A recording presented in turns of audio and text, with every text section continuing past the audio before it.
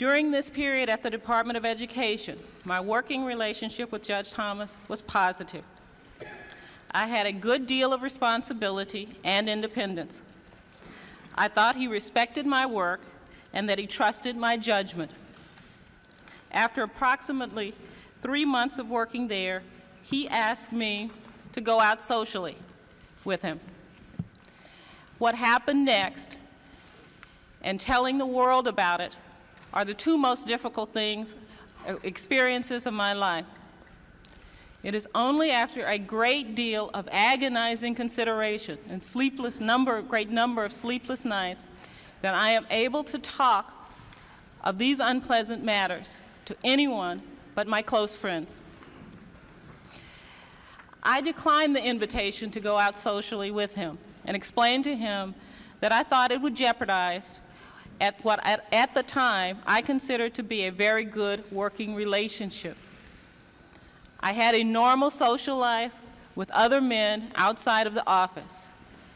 I believed then, as now, that having a social relationship with a person who was supervising my work would be ill-advised. I was very uncomfortable with the idea and told him so.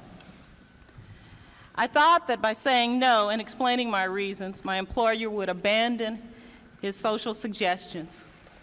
However, to my regret, in the following few weeks, he continued to ask me out on several occasions. He pressed me to justify my reasons for saying no to him. These incidents took place in his office or mine. They were in the form of private conversations which would not have been overheard by anyone else.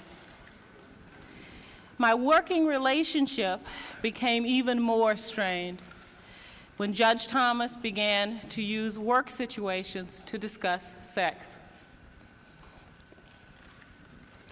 On these occasions, he would call me into his office for reports on education issues and projects, or he might suggest that because of the time pressures of his schedule, we go to lunch to a government cafeteria.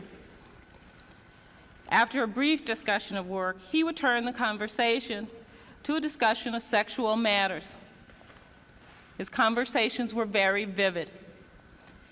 He spoke about acts that he had seen in pornographic films involving such matters as women having sex with animals and films showing group sex or rape scenes. He talked about pornographic materials depicting individuals with large penises or large breasts involved in various sex acts. On several occasions, Thomas told me graphically of his own sexual prowess. Because I was extremely uncomfortable talking about sex with him at all, and particularly in such a graphic way, I told him that I did not want to talk about these subjects.